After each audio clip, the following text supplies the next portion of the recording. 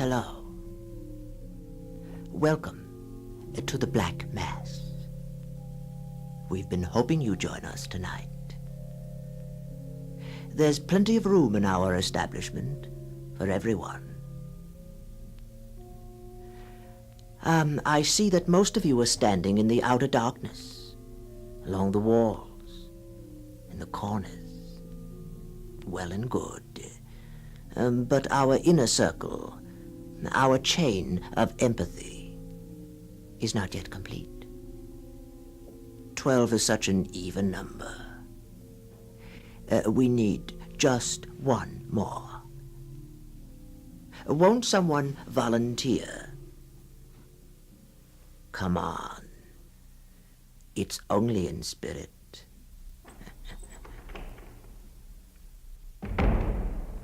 Ah, yes. You'll do nicely. Right here, on my left. Now, we're all set. Tonight, a little something for everyone, as we bring you 6 little tales by Lord Dunsany, in the order of their appearance. First, a nightmare, brought on by an overdose of lobster salad. Then, the Workman, a moral for those who care enough to throw the first stone. Next, have your flask ready for the charm against thirst. This will be followed by an eyewitness report on how the enemy came upon Thlunrana, an enemy destined for all our inner sanctums. And finally, our favorite oarsman, Charon, and a situation he was bound to run into sooner or later. We saved this one specially for the end. Here now, 6 little tales by Lord Dunsany.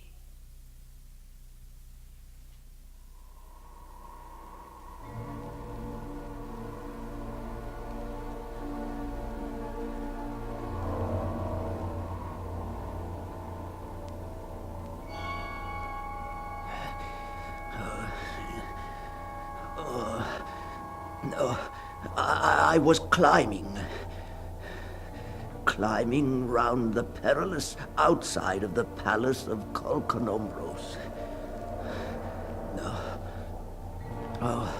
So far below me that in the tranquil twilight and clear air of those lands, I could only barely see them, lay the craggy tops of the mountains.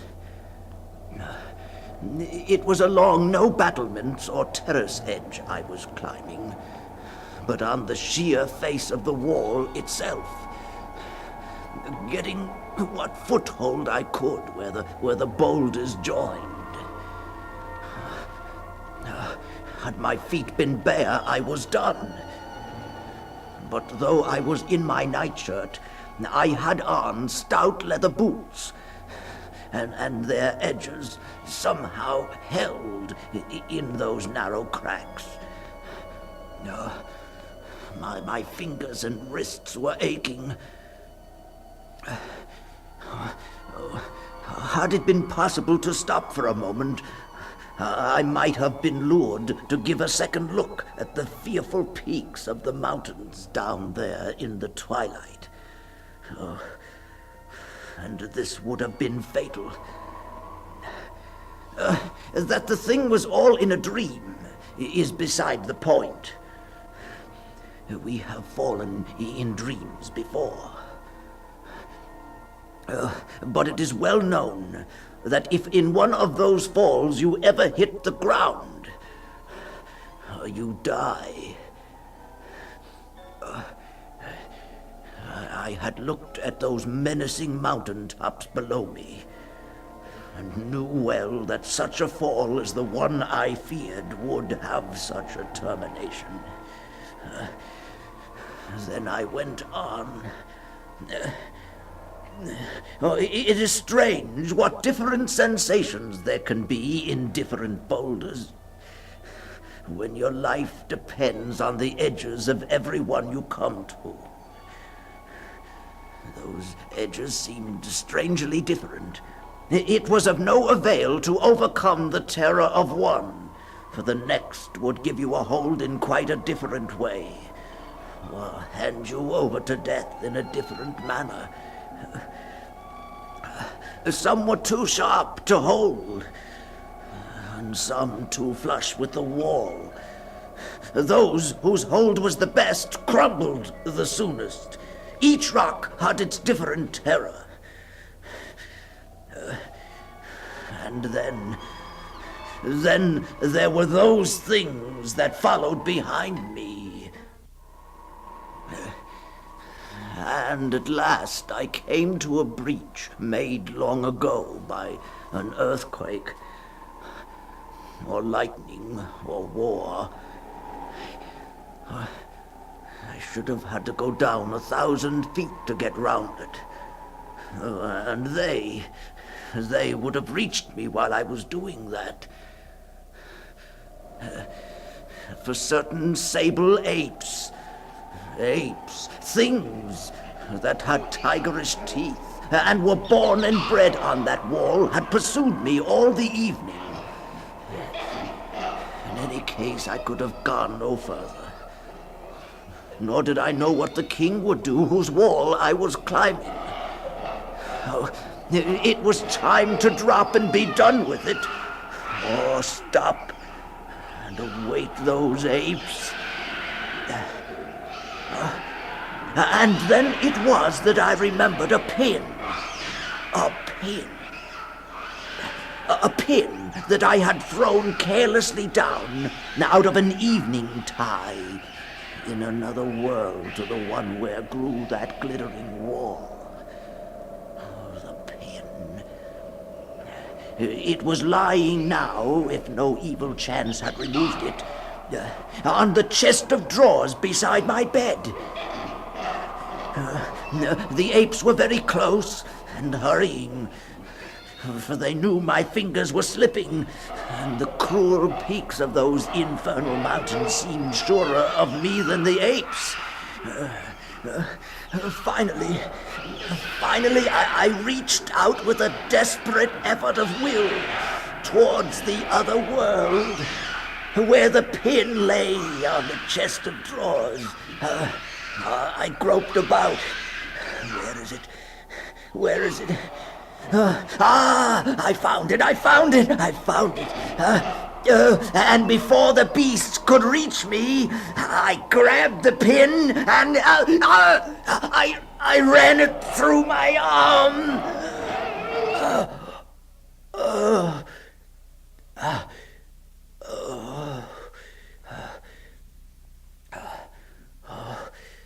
Saved. Saved. Saved.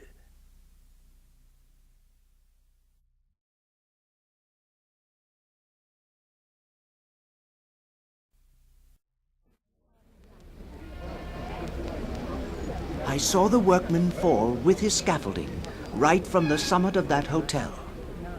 As he came down, I saw him holding a knife and trying to cut his name on the scaffold. He had time to try to do this, for he must have had nearly 300 feet to fall. And I could think of nothing but his folly in doing this futile thing. For not only would the man be unrecognizably dead in 3 seconds, but the very pole on which he tried to scratch as much of his name as he had time for was certain to be burnt in a few weeks for firewood. Futility. Then I went home, for I had work to do, and all that evening I thought of the man's folly. till the thought hindered me from serious work. And late that night, while I was still at work,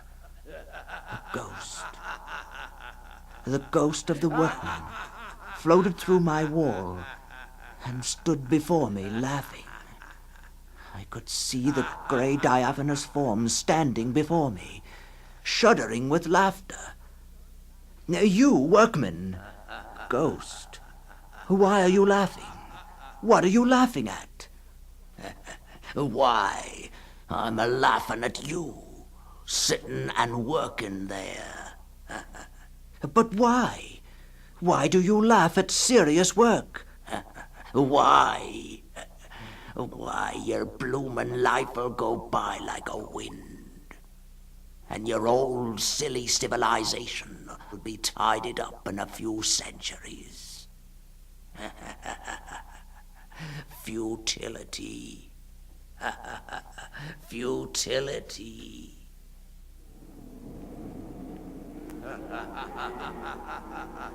Then, still laughing, he faded back through the wall again and into the eternity from which he had come.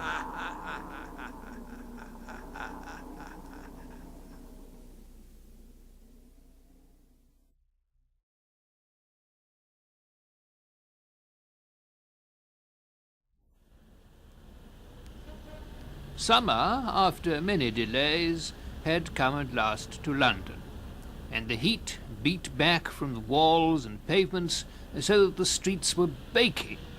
Just after lunch, when it seemed about at its hottest, I was walking down the Strand, going eastwards, when whom should I see, far off in the clear, bright air, but Jawkins coming towards me.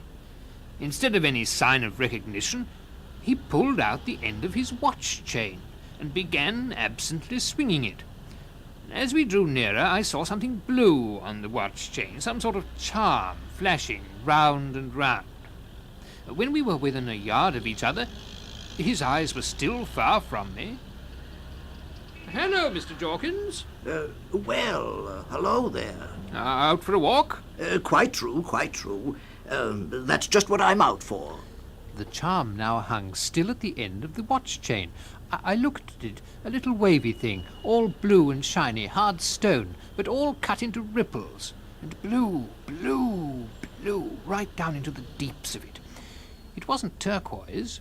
It was too opaque for a gem. I don't know what it was, but I never saw any little ornament that so set you thinking of water. Ever seen one of these? No, what is it? It's a charm. Oh, what does it do? Oh, it doesn't do anything very much. It keeps you from dying of thirst. I find it handy now and then. Well, it's handy on a day such as this anyway. And luck's already with us. There's Moltano's. Come in with me and tell me all about it. For there's one thing about Jawkins, and that is that he'll always tell you a story. Whether you believe it or not, it's your own affair, but he's always good for a story. And another thing about him is that he likes to be offered a drink. The trouble about thirst is that you never know when it's going to catch you. I don't very often want a drink, but when I do... Oh, on a day like this, I should think we all want a drink. What shall we have, Mr. Jawkins? Well, on a day like this, I should think whiskey and soda. Whiskey and soda? Well, I expect you're probably right. And I ordered 2 whiskies and sodas. We sat down, and they arrived. You were telling me about that spell. Yes, it's a curious thing, but it works, you know. Always did. Oh, does it really? I mean, have you had it long? Yes, quite a while. I had it from a friend. He died. Practically penniless. And left me his odds and ends. I came by it that way. He didn't die of thirst, then? No, not of thirst. Mm-hmm. It was very curious that he didn't die of thirst. The whole scene was set up for it. Whatever fates were guiding him must have meant him to die of thirst. But in the end, the charm was too strong for him. Yes, it works. Damn it, it works. Where did he get it? From a witch. In Africa.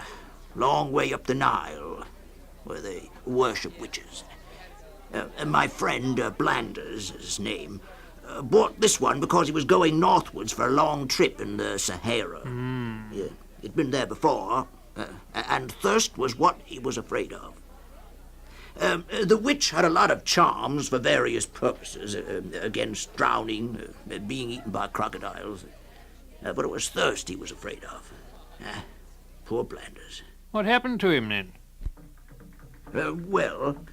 He went in from the north, took a few camels and men, as he'd done before, and went in as far as he could, and then turned round and came back again, merely seeing how far he could go with very little to drink.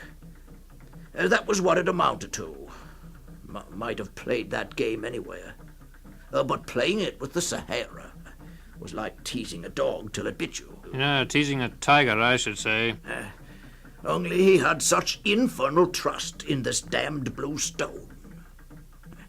And I can't deny it was justified. Well, he gets 6 camels and I think 5 Arabs, and starts one day from El Kantara. He went south for weeks, until the Arabs would go no farther. Simply wasn't enough water. And it was then that Blanders told them about his charm. One of those Arabs it was that told me about it later. They all looked at the blue stone and were enormously impressed. And for the next few days, they went on merrily. In fact, they remained in high spirits right up to the time that their camels began to die. After that, when only 2 camels were left, and only as much water as each man had in a bottle, and there were 100 miles still to go, no man of any sense would have believed in a charm against thirst. And nobody did but Blanders. The camels very soon died, and the last drop of water was gone when they were still 50 miles from the mountains. The next day they began to see the tips of the crags, and the sight heartened them. They were sure of water there. Old storms have filled those mountains with water courses and cut them far out into the desert. That day they did 30 miles. The next morning, with only 20 miles to go, they saw black rain clouds heavy along the mountains. They heard the thunder from the storm that was lashing those peaks, but not a drop fell in the desert. The storm was moving away into the interior of the mountains. The first slope they came to would have water in abundance, but that comforted Blanders little. And yet he clung still with the same queer, blind faith in the blue stone. He would have laid down and died hours earlier had it not been for this hope that he got from the stone. But after struggling on a little farther, he finally gave up 10 miles from the mountains. They had got amongst the ravines, at least, the steep, dry, rocky beds of lost streams. Here, they could no longer go straight. A walk over the flat Sahara was one thing for a man to do on hope and hope alone. But that rough walking was beyond Blanders' powers. He urged the Arabs to go on if they wanted. He would stay there and dig. There had certainly been water once in the very spot where he had fallen. It was a riverbed 10 feet deep, with huge boulders in it that had been smoothed and rounded like marbles by some old torrent. He began to dig in a patch of sand with his knife. The Arabs neither left him nor helped, but sat and watched him from the bank. There was Blanders digging with a knife, and only this here blue stone between him and the knowledge that death from thirst was certain. There was not a flicker of hope in the faces of the Arabs. They were as parched as he, and the thunder from the storm in the mountains was rolling farther and farther off. Then suddenly the Arab shouted. Blanders looked up and did not understand. But it would have been too late anyway. There never is time on those occasions when the storms send down the rivers that make those watercourses. It came down round the corner, the old river, the rightful possessor of that watercourse, rolling the boulders along with it like a boy playing marbles. And Blanders. Blanders was swept away for over a mile, and round his neck, on its chain, when they found his body, lay that triumphant amulet. Drowned. Drowned. He could have had a charm against drowning for the same price. But one never knows what's in store. That's the way of those charms. Well, anyway, it's not treating you like that. You think because it got me a drink that it is not packed as full of curses as an African witch can do it. They're all the same. All those charms and spells that promise you so much. All the same. What has it done for me? All that it promises. And then it gets level. Just as it did with Blanders. It's the same with all these bargains. Always was. Man is always outwitted. It'll take me the same way as Blanders. Slower, that's all. What is time to these ancient devilries? I hardly knew what to say. I was turning over a few phrases, all equally lame, when Jorgen suddenly smiled. Well, we've got on to a pretty gloomy topic, haven't we? I cannot claim to be a tactful person, and yet sometimes an inner feeling tells me the right thing to do without knowing at all why. It prompted me now. Well, have another drink anyway. Have another drink. Thank you very much. I will. I will.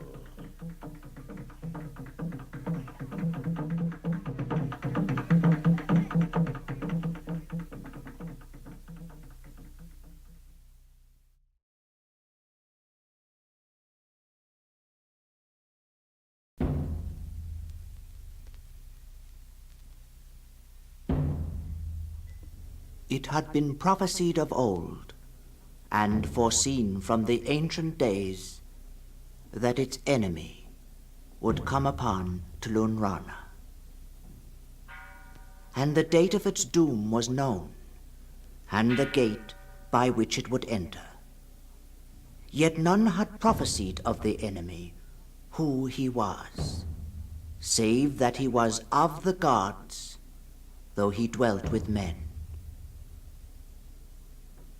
Meanwhile, Thlunrana, that secret lamasery, that chief cathedral of wizardry, was the terror of the valley in which it stood, and of all the lands round about it.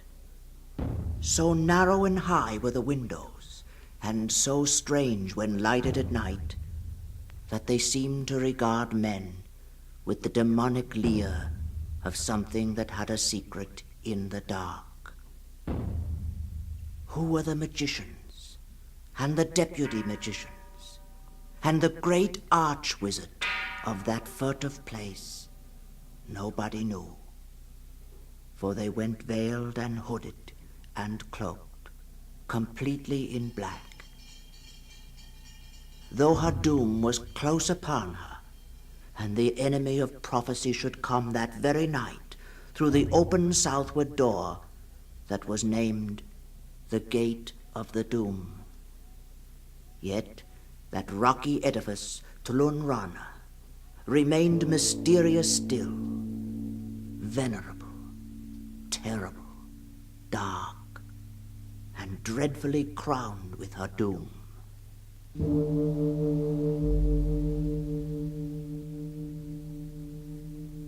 It was not often that anyone dared wander near to Thlunrana by night. When the moan of the magicians invoking we know not whom rose faintly from inner chambers, scaring the drifting bats. But on the last night of all, the man from the black-thatched cottage by the 5 pine trees came, because he would see Thlunrana once again before the enemy that was divine but that dwelt with man should come up against it, and it should be no more. Up the dark valley he went like a bold man, but his fears were thick upon him. His bravery bore their weight, but stood a little beneath them. He went in at the southward gate that is named the Gate of Doom. He came into a dark hall and passed up a marble stairway to see the last of Thlunrana. At the top, a curtain of black velvet hung, and he passed into a chamber heavily hung with curtains, with a gloom in it that was blacker than anything they could account for. In a somber chamber beyond, seen through a vacant archway, magicians with lighted tapers plied their wizardry and whispered incantations. All the rats in the place were passing away, going whimpering down the stairway. The man from the black-thatched cottage passed through that second chamber. The magicians did not look at him, and did not cease their incantations. He passed from them through heavy curtains, still of black velvet, and came into a chamber of black marble, where nothing stirred. Only one taper burned in the third chamber. There were no windows. On the smooth floor and under the smooth wall, a silk pavilion stood with its curtains drawn close together. This was the Holy of Holies of that ominous place, its inner mystery. One on each side of it, dark figures crouched, either of men or women, or cloaked stone, or of beasts trained to be silent. When the awful stillness of the mystery was more than he could bear, the man from the black-thatched cottage by the 5 pine trees went up to the silk pavilion, and with a bold and nervous clutch of the hand, drew one of the curtains aside.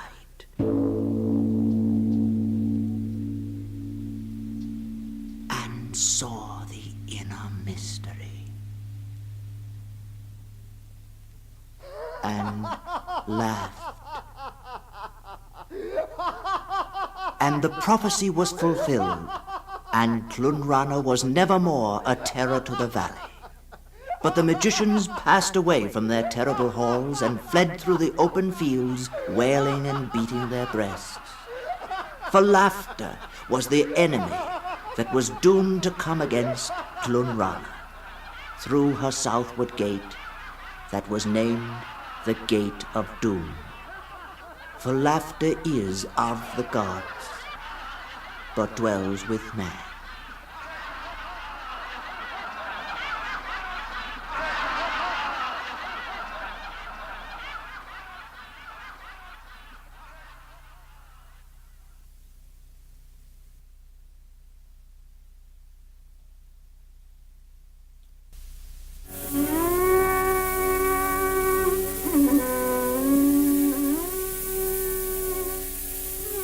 I, Karna-Vootra, very clearly saw last night the queenly Vava-Niria, though partly she was hidden by great clouds that swept continually by her, rolling over and over. Yet her face was unhidden and shone, being full of moonlight. Vava-Niria, walk with me. Walk by the great pools in many-gardened, beautiful Istrakhan, where the lilies float that give delectable dreams. Or drawing aside the curtain of hanging orchids, pass with me thence from the pool by a secret path, through the jungle that fills the only way between the mountains that shut in Istrakhan. The mountains shut it in, and look on it with joy at morning, and at evening when the pools are strange with light, till in their gladness sometimes there melts the deadly snow that kills upon lonely heights the mountaineer. They have valleys among them, older than the wrinkles of the moon. Oh, Vavanier, come with me thence, or linger with me there, and either we shall come to romantic lands which the men of the caravan speak of only in song, or else we shall listlessly walk in a land so lovely that even the butterflies that float about it, when they see their images flash in the sacred pools, are terrified by their beauty. And each night we shall hear the myriad nightingales, all in one chorus, sing the stars to death. Oh, do this, Vavanier, and I will send heralds far from here with tidings of thy beauty, and they shall run and come to Sendara, and men shall know it there who herd brown sheep, and from Sendara the rumor shall spread on down either bank of the holy river of Zorth, till the peoples that make wattles in the plain shall hear of it, and sing. But the heralds shall go northward along the hills until they come to Suma, and in that golden city they shall tell the kings that sit in their lofty alabaster house, of thy strange and sudden smile. And often in distant markets shall thy story be told by merchants out from Suma, as they sit telling careless tales to lure men to their wares. And the heralds passing hence shall come even to Ingra where they dance. And there they shall tell of thee, so that thy name long hence shall be sung in that joyous city. And there they shall borrow camels and pass over the sands and go by desert ways to distant Near it, to tell of thee to the lonely men in the mountain monasteries. Oh, Vavanier, come with me even now. Come with me now, for it is spring, spring.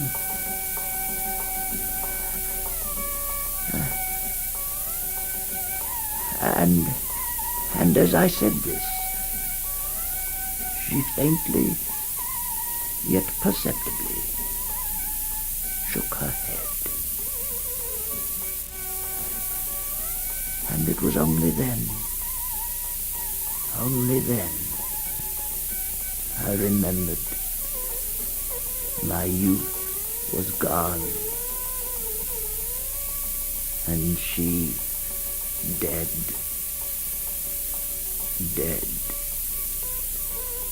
40 years.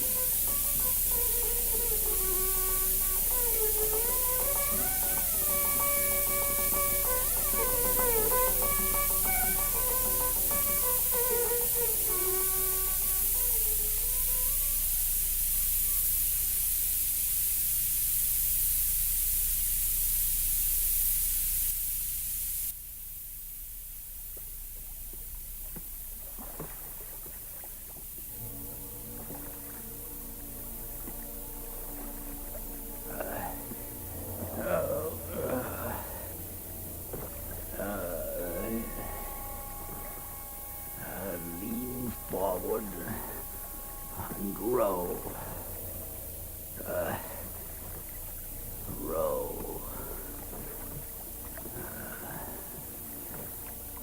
All things are one in my weariness. Weariness not of years, not of centuries, but of wide floods of time, eons.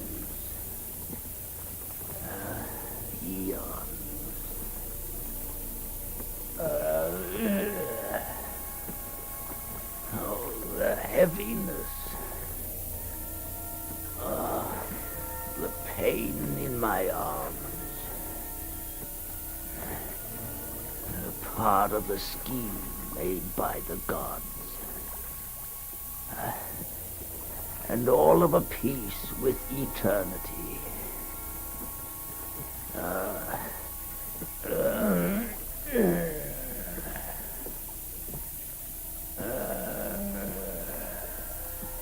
Charon leaned forward and wrote.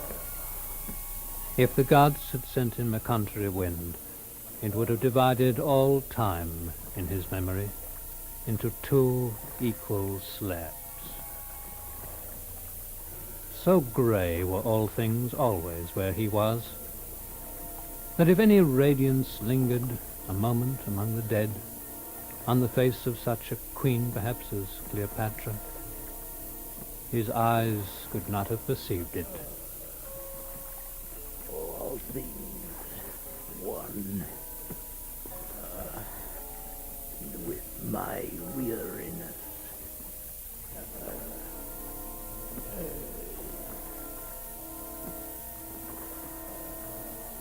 It was strange that the dead nowadays were coming in such numbers.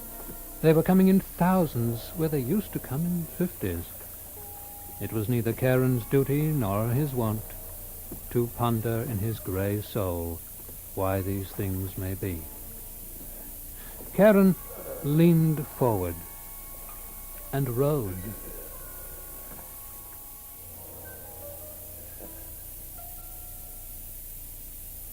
Then no one came for a while. It wasn't usual for the gods to send no one down from earth for such a space, but the gods knew best.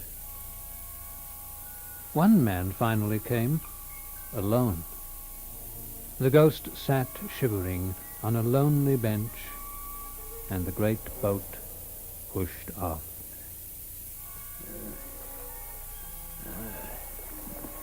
Only one passenger. Only one. Well, the gods know best.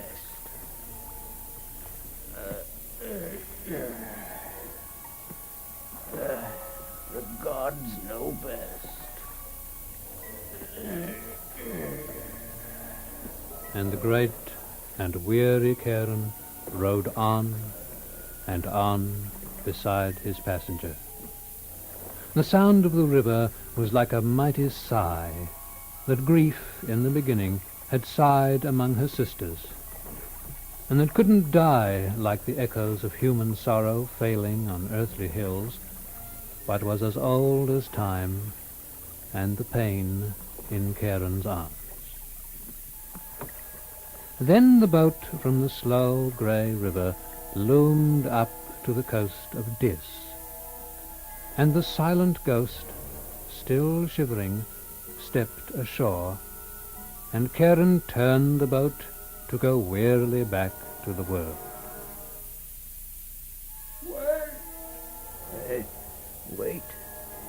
Wait.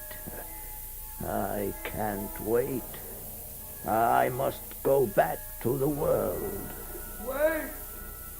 I am the last! I am the last one! The last. The last.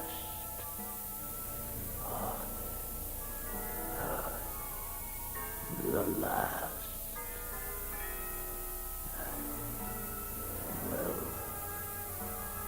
Well, the gods know best.